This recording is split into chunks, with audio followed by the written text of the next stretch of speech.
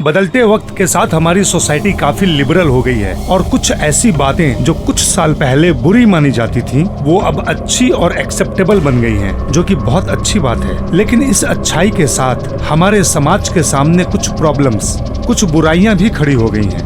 नमस्कार, मैं senior inspector Rajesh Yadav, crime petrol Dastak के आज के इस भाग में आप सबका स्वागत करता हूं। आज मैं आपको उस केस के बारे में बताने जा रहा हूं जो मार्च 2018 में मेरे सामने आया था, जब मैं पुणे के खड़गपुर पुलिस स्टेशन में पोस्टेड था।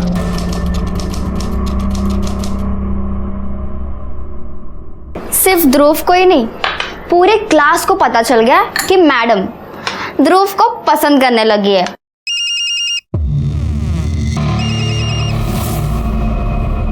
अरे नाश्ता तो करके जाओ, बीच में ही छोड़ के चले गए। हेलो,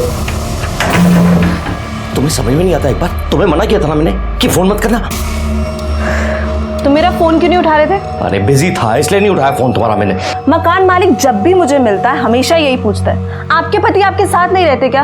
अब तुम ही बोलो कि उन्हें क्या बोलूं मैं? अरे वो कौन होता है ये सब पूछने वाला? उसका क्या लेना देना इन सब बातों से? देखो, फालतू में गुस्सा मत करो, तुम घर आ जाओ, उनका मुंह खुद ब खुद बंद हो जाएगा। और देखो, अगर मैं मुश्किल में पड़ी ना तो फिर तुम्हें भी मुश्किल में डालूं। तुम धमकी दे रही हो मुझे? धमकी नहीं दे रही हूँ, बस बता रही हूँ, अगर मुझे ये घर छोड़ना पड़ा ना तो फिर मुझे तुम्हारे घर पे आके तुम्हारी बीवी के साथ रहना पड़ेगा। बकवास बंद करो, आज आ रहा हूँ मैं। पर बस याद रखना तुम्हें पैसे लेकर आने हैं। उसी के इंतजाम में लगा हूँ। Okay, bye.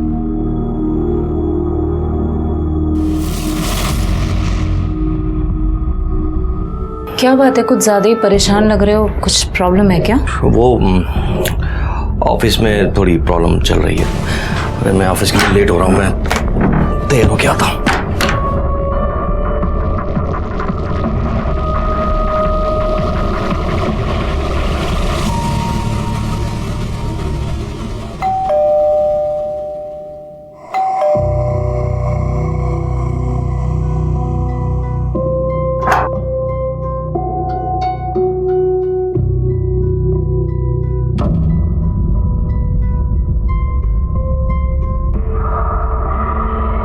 आओ आओ।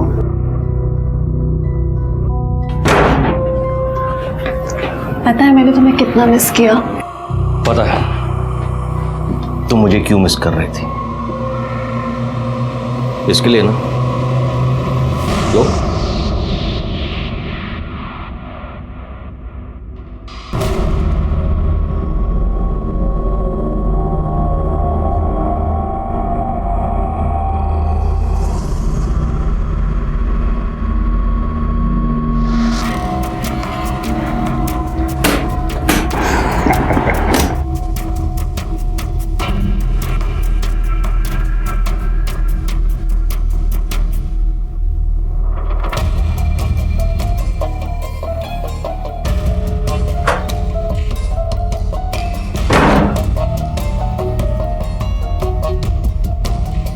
बहुत स्ट्रेस्ड लग रहे हो, तुम रिलैक्स करो, मैं तुम्हारे लिए ड्रिंक लाती हूँ।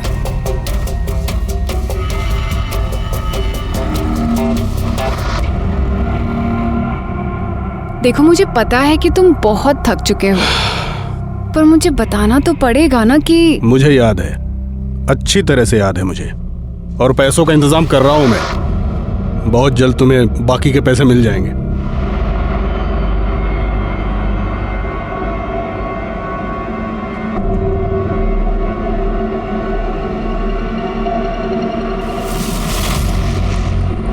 पहले मुझे मेरे पैसे दो, उसके बाद तुम्हें जो चाहिए होगा सब मिलेगा।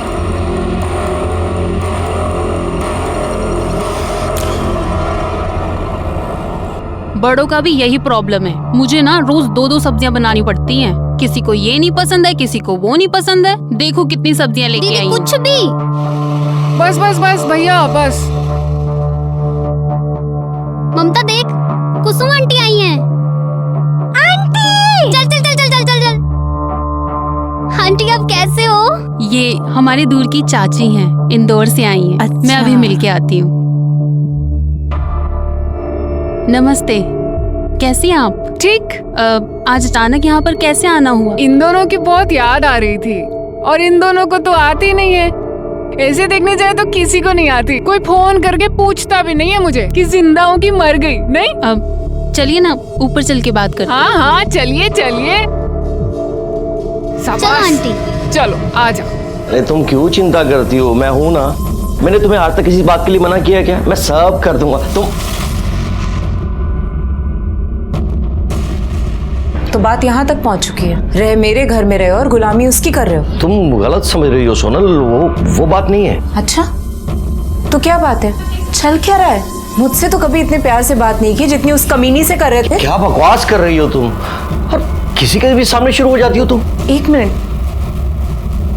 किसी के भी सामने मतलब? ये तो घर की है ना, और जब तुम्हें मेरी चिंता नहीं है तो फिर इनकी चिंता क्यों कर रहे हो? चले क्यों गए? यही बात करो ना। बेशर्मी की हद तो वैसे ही पार कर चुके हो। सबके सामने बात कर लोगे तो क्या चला जाएगा? दीदी शांत हो जाइए, आप लोग बैठिए, मैं चाय बना कर लाती हूँ। नहीं नहीं, तुम सब लोग बैठो। चाय तो मैं बनाकर लाती हूँ, क्योंकि इसने शादी मुझसे इसीलिए तो की है कि घर में एक नौकरानी चाहिए। दीदी वाह, क्या हालत बना के रखी है। कुछ कहो कुछ पूछो तो काटने को आता है। सब ठीक है या वैसे ही? आप उधर चलो, मैं सब बताती हूँ। हुकुम सेठ, बस एक आखिरी बार पैसे दे दो। तुम्हें पैसे देने से अच्छा है मैं अपने ड्राइवर को पैसे दे दूं। कम से कम वापस तो मिल जाएंगे वहां से मुझे पैसे। माफ करना नहीं हो पाएगा।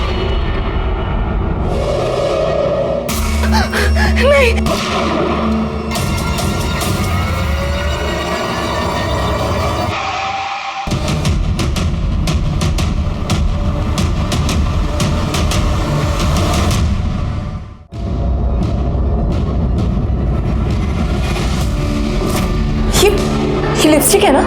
ये लिपस्टिक का दाग है ना? लिपस्टिक है ना ये रवि? लिपस्टिक? जीजू आज तो हद ही हो गई। अबे छोड़ो तुम लोग, नींद आ रही है मुझे, तंग मत करो। अच्छा तो बात यहाँ तक आ गई है। सवेरे सवेरे व्यायाम करने से मस्त फील होता है, अच्छा लगता है एकदम। वो देखो, अरे बच्चे लोग, अरे क्या कर रहे हो तुम लोग? हाँ, अरे जिसकी गाड़ी होगी अगर उसने देख लिया ना तो बहुत मार पड़ेगी तुम लोगों को। अरे अंकल ये किसी की गाड़ी नहीं है, 2 दिन से यहीं पे और कोई लेने भी नहीं आया।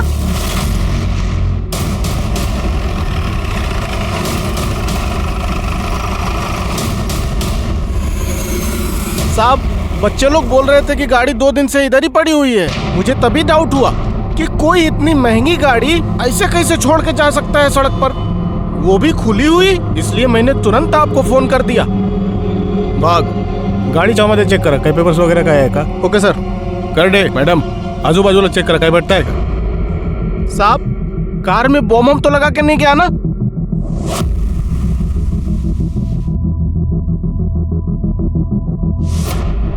सर हे बघा, तुम इथेच थांबा।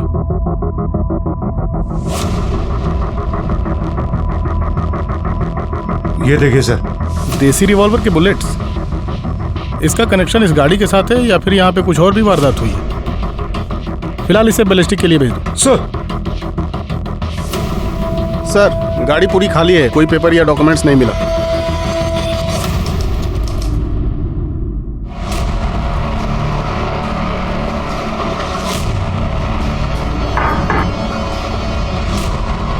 तू यहाँ, तुम्हारी हिम्मत कैसे हुई आने की? चलेगा यहाँ से? अरे अपनी मर्जी से थोड़ी आया हूँ, वो तो दीदी ने भेजा पैसे के लिए।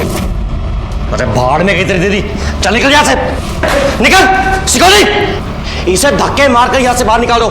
चल निकल, और आइंदा से दिखना नहीं चाहिए मेरे को, हैं? वरना तुम्हारी ख्याल नहीं। चल निकल। ये आपने ठीक नहीं किया जीजा जी।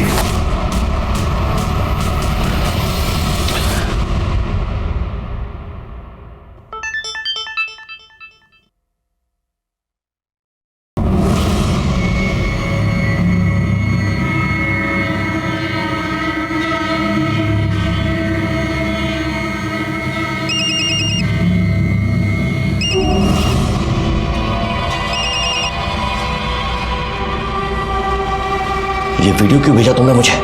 ताकि तुम्हें याद दिला सकूं कि तुम्हें मुझे पैसे देने हैं। मुझे ब्लैकमेल करना बंद करो, वरना अच्छा नहीं होगा।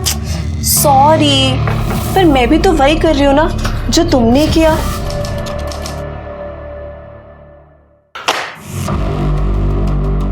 गायकवाड़, बैलिस्टिक रिपोर्ट से तो ये साबित होता है कि वो बुलेट्स किसी देसी रिवॉल्वर के ही है। लेकिन सर अब तक ये साबित नहीं हो पाया है कि उन शेल्स का उस गाड़ी के साथ कोई कनेक्शन है या नहीं। ये भी हो सकता है उन शेल्स का गाड़ी के साथ कोई कनेक्शन हो ही ना। नहीं, कनेक्शन तो है, वरना इतनी अच्छी खासी चालू कंडीशन की गाड़ी कोई ऐसी सुनसान जगह पर छोड़कर क्यों जाएगा। आरटीओ से उस गाड़ी के डिटेल्स मंगवाए सर, जल्दी आ जाएंगे।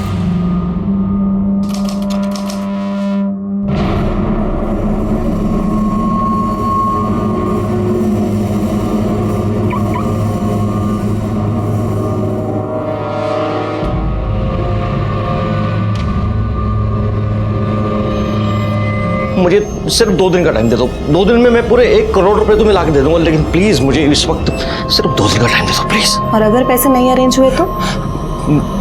तुम्हें जो अच्छा लगेगा ना तुम वो करना, और मैं तुम्हें कुछ नहीं बोलूंगा, प्रॉमिस। ठीक है। Thank you.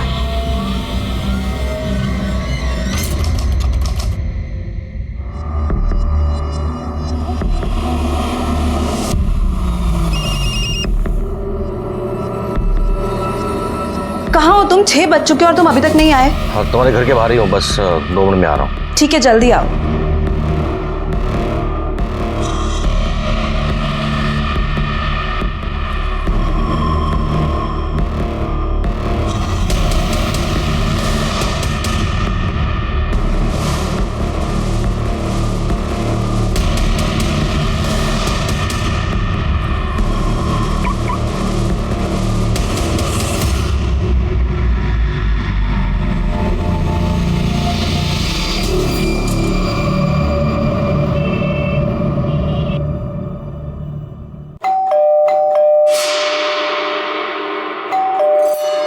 अरे कोई खोलता क्यों नहीं? कितनी देर से बेल बजा रही हूँ। अरे शशिकला ताई, कोई फायदा नहीं है। मैं 1 घंटे पहले डोर बेल बजा के गया हूँ। अरे पुलिस को बुला लेते हैं, 2 दिन से दरवाजा बंद है, इतनी गंदी बदबू आ रही है, पता नहीं अंदर क्या हुआ है।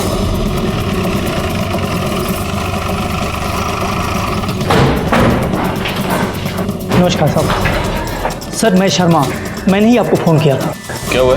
सर ये फ्लैट नंबर 2 है, ये पिछले 2 दिन से बंद है साहब। बुरी तरह से बदबू आ रहा है। किसका फ्लैट? रमाकांत जी का। रमाकांत जी। हाँ जी सर। नमस्ते। आपका फ्लैट? हाँ सर, मेरा ही फ्लैट है। अभी 2 महीने पहले एक फैमिली को भाड़े पे दिया था, सुषमा और उसका पति रवि सिन्हा। डुप्लीकेट चाबी है आपके पास? हाँ है ना सर, आइए। आइए।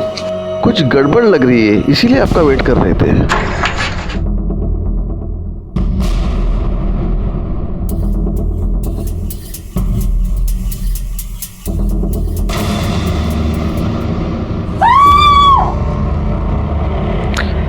इन सबको बाहर निकालो। गायकवाड़, पूरे घर की तलाशी लो, देखो कुछ मिलता है क्या। सर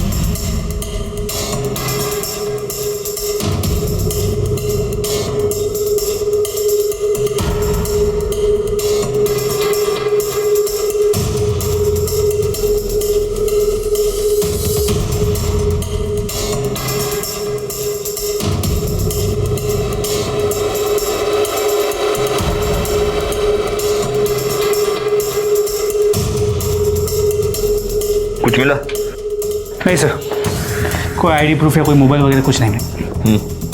सर ये बुलेट का शेल है, इसी से उस पर फायर किया गया है, और मर्डरर ने बड़ी चालाकी से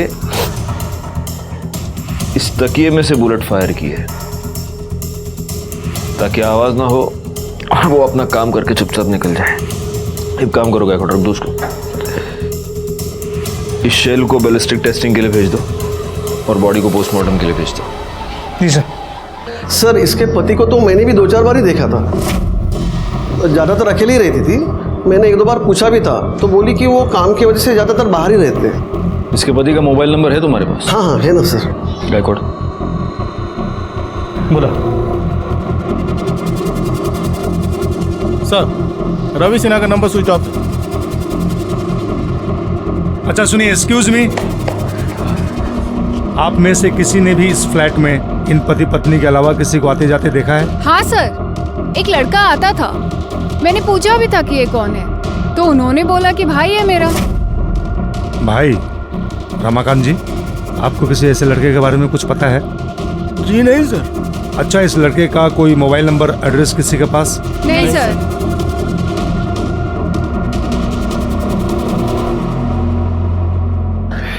गायकवाड़, इस रमाकांत से रेंट एग्रीमेंट की कॉपी ले लो और ये जो सीसीटीवी कैमरा है उसका फुटेज निकलवाओ, शायद उसमें कुछ मिल जाए। हाँ अभी रखो तुम फोन, में बाद में फोन करता हूँ। चलो रखो। सर, इस रेंट एग्रीमेंट में रवि सिन्हा ने अपना परमानेंट एड्रेस अपने ऑफिस का एड्रेस दिया है, मतलब ओसवाल कंस्ट्रक्शन के ऑफिस का एड्रेस। और रवि और सुषमा दोनों के फोन अभी भी स्विच ऑफ है।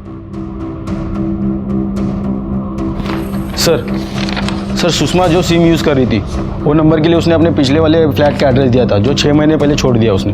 एक काम करो, सुषमा और रवि दोनों के मोबाइल लोकेशन और कॉल डिटेल्स निकालो। Okay sir. अच्छा, उस गाड़ी के बारे में कुछ पता चला, किसकी है? जी सर, आरटीओ से पता चला कि वो गाड़ी किसी अजय किर्लोस्कर के नाम पे रजिस्टर्ड है, जो फिलहाल शहर से बाहर गया हुआ है। उसे बोल दिया है कि जैसे वो वापस आता है पहले पुलिस स्टेशन है। वो जब आएगा तब देखेंगे। फिलहाल एक काम करो, इस रवि सिन्हा के ऑफिस में जाकर पूछताछ करो। सर रवि सिन्हा वो तो 2-3 दिन से छुट्टी पे हैं, 12 मार्च एंड 13 मार्च, मगर आज आने वाले थे, अभी तक आए नहीं। मैंने उन्हें फ़ोन भी लगाया मगर उनका फ़ोन नहीं लग रहा है। बस सर आप ये सब बातें हमसे क्यों पूछ रहे हैं? Is there any problem? वो एक्चुअली उनकी वाइफ का मर्डर हो गया है। वाइफ का मर्डर? कब? पक्का तो नहीं कह सकते, लेकिन शायद परसों शाम। अभी 1 घंटा पहले तो मेरी उनकी वाइफ से बात हुई है, ऐसा कैसे हो सकता है?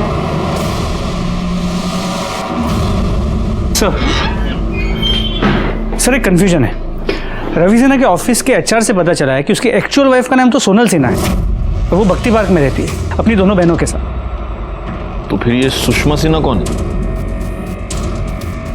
सर मोबाइल फ़ोन के लोकेशन के मुताबिक रवि सिन्हा का फ़ोन 13 मार्च को शाम को 7 बजे शिवाजी नगर के भक्ति पार्क के आसपास बंद हुआ है।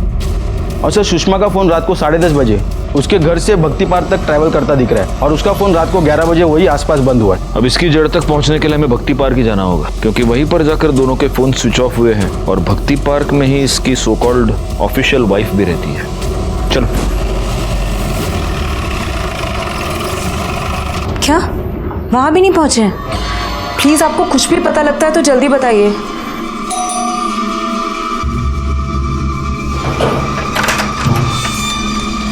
क्या हम अंदर आ सकते हैं? जी आइए ना।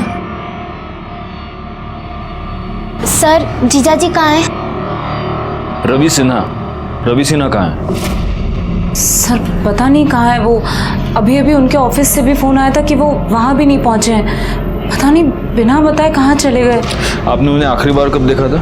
11 तारीख को, जब वो अपना बैग पैक कर रहे थे। क्या कर रहे हो तुम? ये कहाँ जा रहे हो रवि? उस चुड़ैल के पास जा रहे हो ना? तुम्हारा हो गया है दिमाग खराब, तुम्हें जो सोचना है सोचो। सर वो उसी कमीनी औरत के पास गए होंगे, उसी के साथ होंगे वो। उसकी वजह से ही ना उन्होंने मुझे छोड़ दिया। आप गलत सोच रही हैं। आप जिस औरत की बात कर रही हैं सुषमा, उसका मर्डर हो चुका है और आपके पति गायब हैं। क्या? ये क्या बोल रहे हैं आप? आप अपने और आपके पति के बारे में कुछ बता सकती हैं? सर हम दोनों मैट्रिमोनी साइट से मिले थे। कुछ 4 साल पहले हमारी शादी हुई थी। फादर नहीं थे मेरे और शादी के बाद मम्मी की भी डेथ हो गई थी। फिर रवि ने डिसाइड किया कि ये दोनों भी हमारे साथ ही रहेंगी।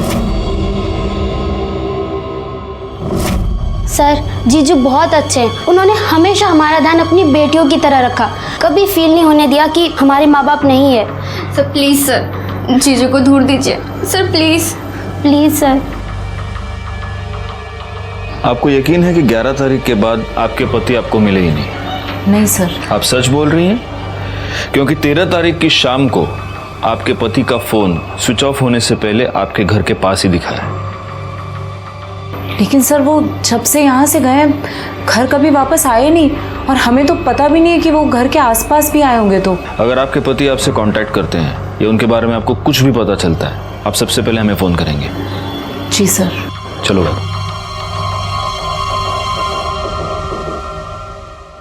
ये लॉबी का कैमरा चल रहा है? नहीं साहब, ये चालू नहीं है। ये कैमरा? हाँ साहब, वो चालू है।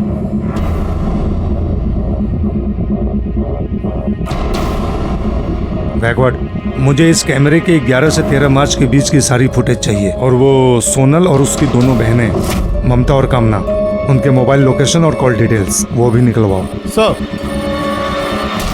तो सुषमा की पोस्टमार्टम रिपोर्ट के मुताबिक उसकी मौत 13 मार्च को रात 10 और 11 के बीच हुई और उस पर फायर किए गए बुलेट्स, और घर में मेरे बुलेट सेल के बैलिस्टिक रिपोर्ट से ये कंफर्म हुआ है कि उसके मर्डर में high and Smith and Wesson gun इस्तेमाल हुई है। गायकवाड़, सुषमा के घर में हमें फोर्स्ड एंट्री का कोई भी निशान नहीं दिखा। इसका मतलब उसका मर्डर किसी ऐसे आदमी ने किया है जिसको वो जानती थी, और हो सकता है कि वो आदमी रवि सिन्हा ही हो। रवि सिन्हा का फोन शाम को 7 बजे स्विच ऑफ हो गया भक्ति पार्क में, इसलिए अब हमें यह पता लगाना मुश्किल है कि जब सुषमा का मर्डर हुआ तब रवि सिन्हा कहाँ था। सर, हमें जो लावारिस कार मिली थी उसका ओनर आ गया। मैंने तो सिन्हा के एजेंट को सारे डॉक्यूमेंट दिए थे, पता नहीं उसने अब तक ट्रांसफर क्यों नहीं किया। एक मिनट, आपने ये गाड़ी रवि सिन्हा को बेची थी? हाँ साहब, कोई प्रॉब्लम है क्या?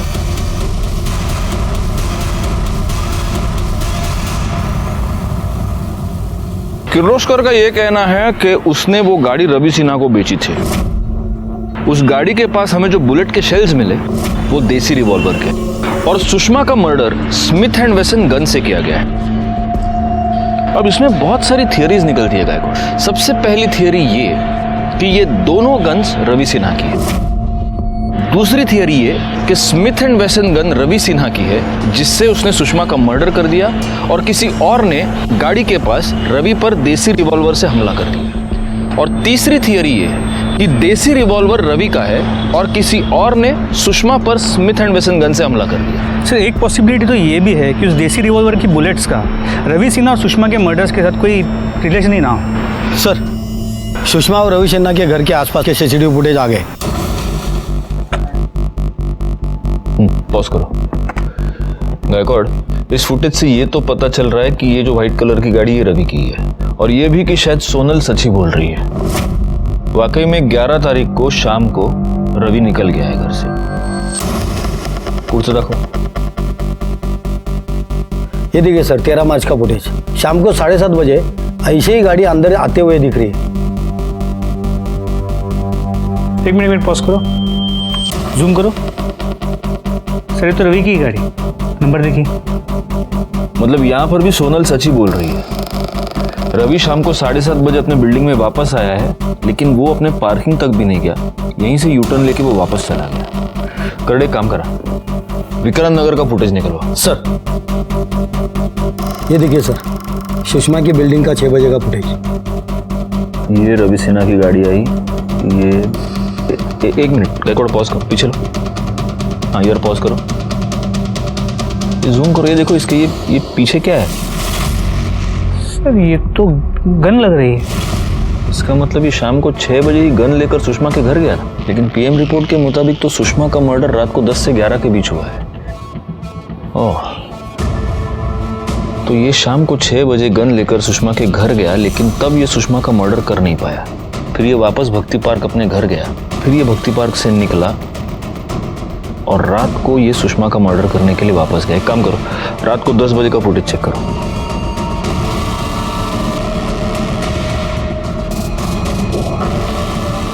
ऐसे कैसे हो सकता है? मतलब रात को रवि सिन्हा वापस आया ही नहीं? सर, सुषमा की बिल्डिंग में पीछे से भी एक एंट्रेंस है, यहाँ पे लाइट ज़्यादा नहीं है, काफ़ी अंधेरा होता है, और वहाँ पे सीसीटीवी कैमरा भी नहीं। हो सकता है कि रवि सिन्हा वहाँ से आया। इस केस में हमारे पास थियरी की कोई कमी नहीं थी, लेकिन सबूत की कमी थी। वैसे रवि सिन्हा के मोबाइल लोकेशन से हमें काफ़ी कुछ बातें पता चली थी। 11 तारीख की रात को रवि सिन्हा इंदौर गया। 11 तारीख की रात से लेकर 12 की सुबह तक ट्रैवल करके वो इंदौर पहुंचा। 13 की सुबह वो इंदौर से वापस निकला और शाम तक पुणे आया। जिन बच्चों और बुजुर्गों को रवि की गाड़ी मिली थी, उन्होंने यही बताया था कि 13 तारीख की रात से वो गाड़ी वहीं पर थी। ममता, कामना और सोनल के मोबाइल रिकॉर्ड से ये पता चला कि ये तीनों औरतें 13 तारीख की रात से लेकर अगले दिन सुबह तक अपने घर पर ही थी। वैसे ममता और कामना के मोबाइल रिकॉर्ड्स में हमें एक नंबर मिला था जो इंदौर का था और जिस नंबर पर ये दोनों लड़कियां लगातार टच में थी, और ये नंबर कुसुम सिन्हा नाम की किसी औरत के नाम पर रजिस्टर्ड था। एक और इंटरेस्टिंग फैक्ट ये पता चली थी कि कॉलेज में ममता और कामना का नाम सिन्हा नाम से रजिस्टर्ड था, लेकिन अगर वो सोनल की बहनें थी तो उनका नाम पांडे होना चाहिए था। सर, कामना और ममता मेरी बहनें नहीं हैं। बहन नहीं है तो फिर क्या है? बेटियां हैं। क्या? सगी नहीं, सौतेली बेटी हैं। मतलब? रवि की पहली बीवी कुसुम है, कामना और ममता उन्हीं की बेटियां हैं। तो फिर आपने इन्हें अपनी बहन बनाने का नाटक क्यों किया? सर, रवि इंदौर के पास एक गांव से है। 10 साल पहले कुसुम के साथ उनकी प्रॉब्लम की वजह से उन्होंने कुसुम को डिवोर्स दे दिया था और वो पुणे शिफ्ट हो गए थे। फिर करीब 4 साल पहले हमारी मुलाकात एक मैट्रिमोनी साइट पे हुई। फिर हम दोनों ने शादी कर ली। उन्होंने मुझे अपनी पहली बीवी से हुए बच्चों के बारे में बताया था और वो उनके फ्यूचर को लेके भी काफ़ी परेशान थे। फिर मैंने उनसे कहा कि क्यों ना हम बच्चों को यहाँ पुणे ले आएं और बेटर फ्यूचर देने की कोशिश करें, तो वो मान गए। और फिर मैं खुद कुसुम दीदी से बात करने इंदौर गई थी। दीदी, इंदौर थोड़ा छोटा सिटी है। पुणे में इन लोगों के लिए अपॉर्चुनिटीज़ थोड़ी ज़्यादा हैं और इनका फ्यूचर भी सिक्योर हो जाएगा। और मैं आपसे प्रॉमिस करती हूँ, इन्हें किसी भी चीज़ की कोई कमी नहीं होगी। और आप तो यहाँ हैं ही, आप जब भी चाहें पुणे इनसे मिलने आ सकती हैं। महान बनने की कोशिश कर रही है। पहले मेरे पति को छीन लिया, मेरे बच्चों को छीनने आई। तेरी ना महानता में निकालती। चल यहाँ से, मेरे घर में घुसने की कोशिश मत कर। चल यहाँ से। बढ़िया। हमने इन्हें खुद कांटेक्ट किया और फिर जैसे तैसे माँ को भी मना लिया। पापा चले? हाँ चलते हैं।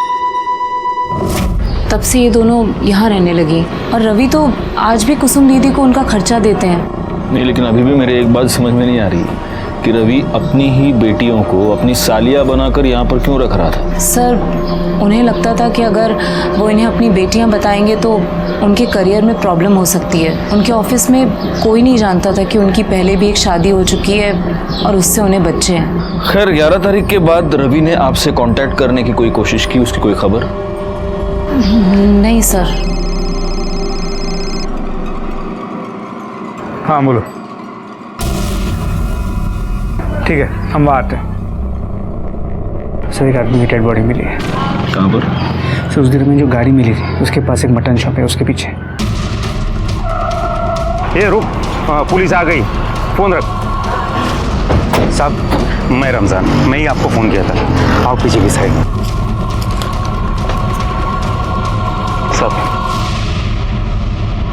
साहब, बकरे का जो ख़राब मांस निकलता है, जो ख़राब चर्बी निकलती है, वो हम इधर पीछे के साइड में फेंक देते हैं और 1-2 दिन में साफ़ भी कर देते हैं। अपना लड़का सुबह के साफ़ करने लगा तो उसने मेरे को ये सब चीज़ बताया, तो मैंने फटाफट आपको फ़ोन किया।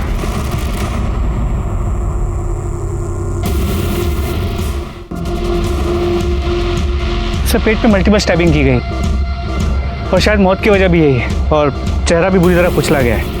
शायद उसकी पहचान ना हो सके इसलिए। कर दे, आजू बाजू बघा। देखो, आईडी प्रूफ, मर्डर वेपन कुछ मिलता है क्या? गायकवाड़,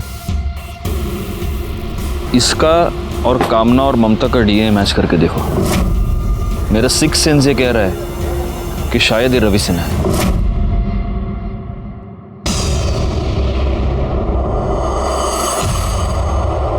सर, आपका 6th सेंस सही निकला। उस बॉडी का डीएनए कामना और ममता के डीएनए के साथ मैच करता है। मतलब अब ये कंफर्म है कि वो बॉडी रवि सिन्हा की ही है। यस। अब गायकवाड़, जिसने भी ये मर्डर किया है वो बहुत ही शातिर है। उसने रवि सिन्हा को स्टैप करने के बाद उसका चेहरा पूरी तरह से बिगाड़ दिया और उसकी बॉडी जानबूझकर बूचड़ खाने के पीछे फेंक दी ताकि बॉडी की स्मेल उस बूचड़ खाने के पीछे पड़े मांस के स्मेल से मिक्स हो जाए और मर्डरर साफ बच जाए। खैर, सबसे पहले तो एक काम करो, रवि सिन्हा की फैमिली को इन्फॉर्म करो और उसकी वो पहली बीवी है कुसुम, उसको भी। रवि का मर्डर कौन कर सकता है? आपको किसी पर शक? आपकी उससे आखिरी बार बात कब हुई थी? 2 हफ्ते पहले इंदौर आया था घर पे। उस आदमी ने मुझे कहीं का नहीं छोड़ा, जाते जाते मुझे बर्बाद करके चला गया। मतलब? 12 तारीख को घर पर आया था, मुझे बोला कि अरे नहीं, मैं झूठ नहीं बोल रहा हूँ, मैं खुद बच्चों के लिए इतना कुछ कर रहा हूँ ताकि उनका फ्यूचर बन सके, वो अपने पैरों पे खड़े हो सके। मैंने अपना सब कुछ गिरवी तक रख दिया और तुम हो कि एक साइन नहीं कर सकती हो। मैं बच्चों के लिए ना कुछ भी कर सकती हूँ, लेकिन मुझे तुम पर भरोसा नहीं है। अब क्या दिख रहे हो? दो, कहाँ साइन करना है? यहाँ साइन करो। ये लो। कहाँ करना है? बच्चों का नाम लेकर मेरे सर से छत छीन ली। अरे आप लोग मेरा सामान क्यों बाहर निकाल रहे हैं? मैंने 50 बार कहा है अगर मैं अपना घर बेचूंगी तो मुझे नहीं पता होगा क्या? ये तुम्हारी साइन है ना? हो गई तसल्ली? मैंने पैसे दिए इस घर के लिए, अब ये घर मेरा है। चलो इसका सामान बाहर निकालो सब लोग। तो उस वक्त रवि कहाँ था? वो कमीना 13 तारीख को पैसे लेकर चला गया। जीते जी तो उसने मुझे घर से बाहर कर ही दिया था। मेरा एक आखिरी सहारा था, वो भी मुझसे छीन लिया। हाँ, पैसे लेके निकल गया। ठीक है। विक्रांत नगर में मिली एक औरत की लाश। पुलिस को उस औरत के पति पर शक था, पर वो पति मर चुका है। तो आखिर में कौन है इन दोनों कत्ल के पीछे? पुलिस का कहना यह है कि वो तहकीकात कर रही है और इससे ज्यादा जवाब उनके पास नहीं है। बोला। सर, मेरा नाम प्रकाश पेठे है। मैं एक बिजनेसमैन हूँ। मुझे एक कंप्लेंट लिखवानी है। सर, कोई मुझे फेक वीडियो दिखाकर ब्लैकमेल कर रहा है। Fake video? सर, कुछ महीने पहले मैं एक आशा नाम की लड़की से मिला। वो मुझे बहुत अच्छी लगी, हम दोनों का अफेयर हो गया। फिर एक दिन जब उससे मिलने मैं उसके घर गया तो मैंने देखा किसी ने उसे चाकू मारा हुआ है। सर, जब मैं वहाँ पहुँचा तो वो जिंदा थी, तो मैंने सोचा मैं उसे बचा लूंगा, इसलिए मैंने उसके पेट से चाकू निकाला और वो तभी मर गई। और इसका किसी ने वीडियो बनाया? उसके भाई श्रीकांत ने। उसने मुझे कहा कि मैंने उसकी बहन का खून कर दिया। मैंने उसे सब सच बताया, पर वो कहने लगा कि नहीं, उसके पास वीडियो है जिसमें साफ दिख रहा है कि मैंने उसकी बहन का खून किया और वो मुझे जेल भेज के रहेगा। मैं बहुत डर गया था सर। फिर उसने मुझे कहा कि वो ये बात किसी को नहीं बताएगा और बॉडी भी डिस्पोज कर देगा, पर इसके लिए मुझे उसे पैसे देने पड़े, जो मैंने दिए भी। पर उसके बाद भी श्रीकांत और उसकी बहन मालती वो मुझे ब्लैकमेल करते रहे। अगर 2 घंटे के अंदर ना तुमने मुझे पैसे नहीं भेजे ना, तो वो वीडियो ना तुम्हारे घर वालों को भेज के ना तुम्हारी परेशानी का इंतजाम कर दूंगी। और अब 2 घंटे में मुझे उन्हें 1 करोड़ रुपया देना। ये जो वीडियो की आप बात कर रहे हैं, वो वीडियो है आपके पास? जी सर।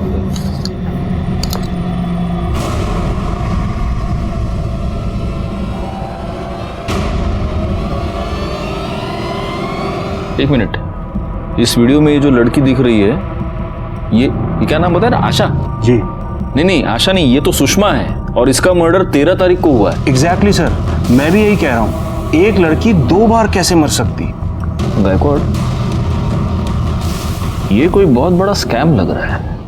मतलब सुषमा ने आपको झूठे प्यार के जाल में फंसाया, फिर उसका फेक मर्डर किया गया और इसके फेक मर्डर के लिए अब इसका वो सो कॉल्ड भाई और बहन आपको ब्लैकमेल कर रहे हैं। गायकवाड़, अब हम भी एक जाल बिछाते हैं।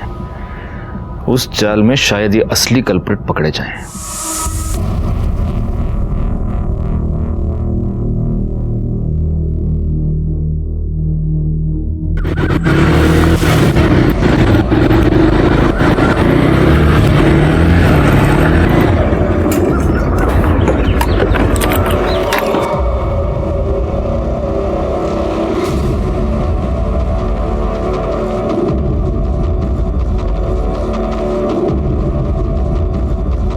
पैसे लायो?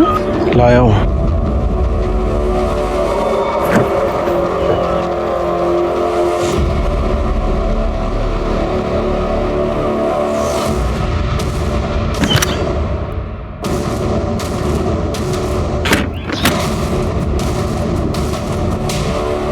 अब तुम्हारी फुल एंड फाइनल पेमेंट हो गई है, अब तुम फ्री हो। सर, ये मालती और सुषमा दोनों सगी बहन थी सर। जैसे सुषमा ने प्रकाश को अपने जाल में फंसाया था, वैसे ये मालती ने पैसों के लिए रवि को अपने जाल में फंसा लिया था सर। पाटिल मैडम, कन्या भी सच बोलना चाहती है, उसकी भी मदद करो, उसको भी मिर्ची खिलाओ। नहीं, मैं बता रही हूँ। सुषमा ने प्रकाश के सामने मरने का नाटक किया था।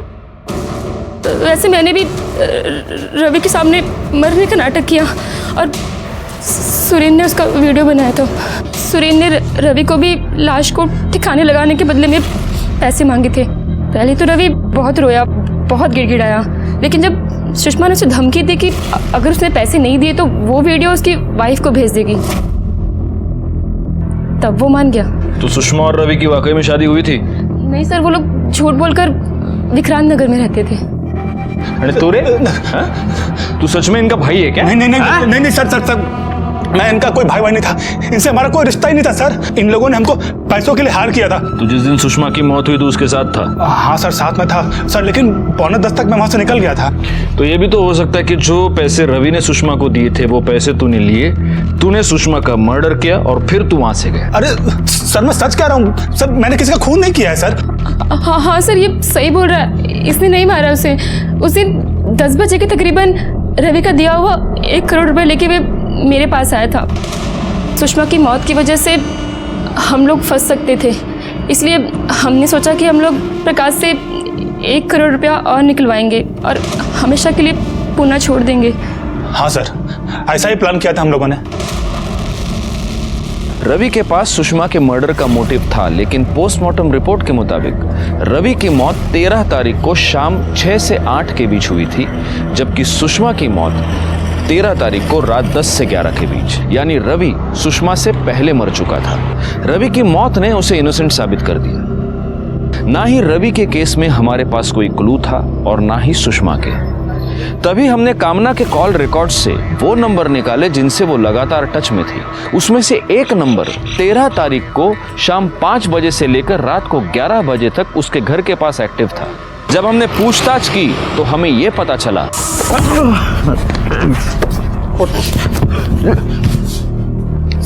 सर, मैंने सुषमा को नहीं मारा है। मैं कामना की मदद कर रहा था सर, भरोसा करिए मेरे पे सर, मैंने नहीं मारा उसे। कामना? तो क्या कामना ने अपना फ्यूचर सिक्योर करने के लिए सुषमा का मर्डर किया था? नहीं सर, मैंने सुषमा को नहीं मारा। मैं तो सिर्फ अपने परिवार को टूटने से बचाना चाहती थी सर। कामना और ध्रुव सुषमा के केस में दोनों सिर्फ मोहरे थे, असली मर्डरर कोई और ही था। सब मुझे डाउट तो पहले से ही था कि रवि का कहीं अफेयर चल रहा है, लेकिन कंफर्म उस दिन हुआ जब ध्रुव और कामना ने विक्रांत नगर में रवि का पीछा किया। वो घर Mr and Mrs Ravi Sinha के नाम पर था। मुझे लगा रवि ने सुषमा से शादी कर ली है। सुषमा को किसी भी हाल में अपने रास्ते से हटाना चाहती थी, इसीलिए मैंने ध्रुव की मदद ली, क्योंकि ध्रुव रिच और पावरफुल फैमिली से बिलोंग करता है। फिर मुझे ध्रुव ने वो गन लाकर दी जिससे मैंने सुषमा को मारा।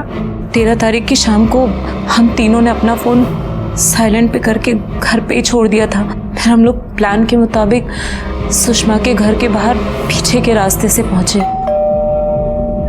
मेरा पति सुषमा को मारने के बाद मैंने उसका फ़ोन उठाया और अपनी बिल्डिंग के पास लाकर डिस्ट्रॉय कर दिया। मैंने इस शादी को बचाने के लिए क्या कुछ नहीं किया सर, लेकिन उसने उस सुषमा से शादी करने से पहले मेरे बारे में एक बार भी नहीं सोचा।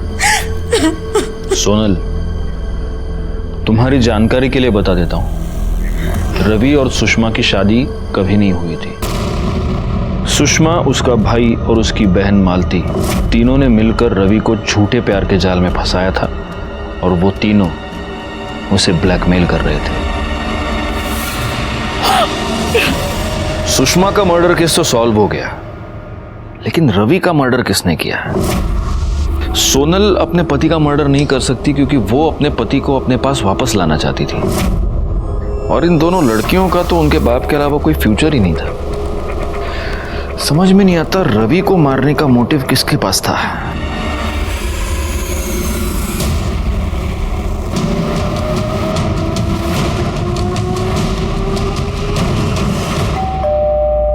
तू बैठ, मैं देखती हूँ। जी विवेक,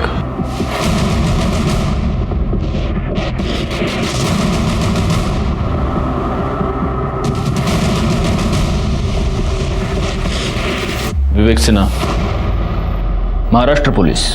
विवेक, सिर्फ एक सवाल तुमसे पूछना है, तुमने अपने पिता रवि सिन्हा का खून क्यों किया?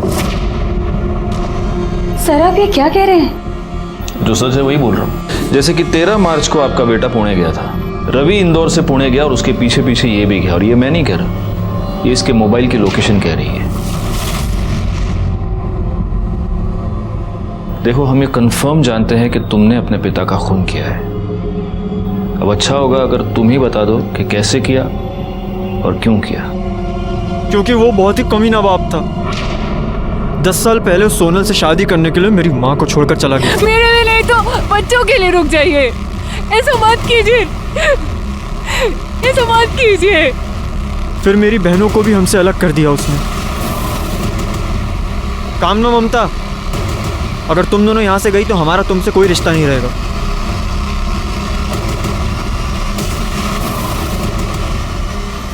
मैं सब कुछ भूल जाता, लेकिन उन्होंने मेरी माँ के साथ गलत किया और हमारा घर बेच दिया। मैंने उसी दिन तय कर लिया था कि मैं इस आदमी को जिंदा नहीं छोड़ूंगा। फिर मैं पुणे गया। हाँ, कहाँ हैं आप? मुझे आपसे मिलना है, कुछ ज़रूरी बात करनी है। ठीक है, तुम 15 मिनट के बाद मुझे करवे चौक के पास मिलो। फिर उन्होंने मुझे वहाँ से पिक किया और एक सुनसान सी जगह में ले गए और अपना मोबाइल फ़ोन स्विच ऑफ कर लिया ताकि हमें कोई डिस्टर्ब ना कर सके, और अपना वही दुखड़ा सुनाने लगे। बेटा, मैं एक औरत के चक्कर में बुरी तरह से फंस गया हूँ, बहुत बुरी तरह से।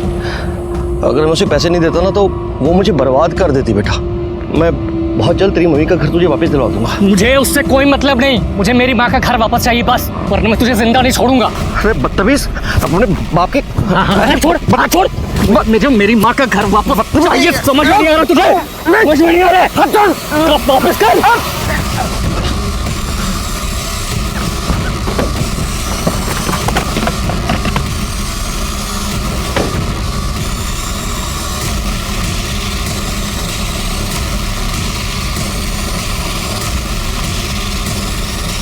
आगे मत बढ़ो वरना मैं सचमुच गोली मार दूंगा।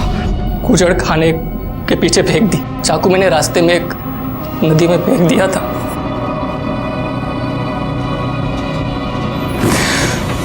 और अब ये जानती थी कि आपका बेटा पुणे क्यों जा रहा है, तो आपने उसे रोका क्यों नहीं? पहले सोचा उसे रोक लूं, फिर लगा समाज में छोड़ी हुई औरत से ज्यादा इज्जत विधवा की होती है ना, तो क्यों ना विधवा ही बनकर थोड़ी इज्जत कमा लूं। लेकिन आपने ये नहीं सोचा कि आपका ये पागलपन आपके बेटे को जिंदगी भर के लिए क्रिमिनल बना देगा। उस दिन अगर रवि का रिवॉल्वर लॉक नहीं हुआ होता तब भी शायद वो अपने बेटे पर गोली नहीं चलाता, क्योंकि रवि अपने बच्चों का भला चाहता था। लेकिन उसकी एक गलती ने सब कुछ बर्बाद कर दिया। रवि की जान चली गई और उसका पूरा का पूरा परिवार सलाखों के पीछे पहुंच गया। रवि को इस जुर्म की दस्तक कई बार मिल चुकी थी, लेकिन रवि ने उसे अनदेखा अनसुना कर दिया और मालती, सुरेन और सुषमा के जाल में फंसकर उसने सब कुछ उजाड़ दिया। इसीलिए कहता हूं, जुर्म की दस्तक को अनदेखा अनसुना ना करे, उसके परिणाम बहुत भयंकर हो सकते हैं। इसी के साथ मैं सीनियर इंस्पेक्टर राजेश जाधव आपसे विदा लेता हूं। दोबारा मिलूंगा, तब तक सतर्क रहिए और देखते रहिए क्राइम पेट्रोल दस्तक, क्योंकि मकसद बताना नहीं, बचाना है। जय हिंद।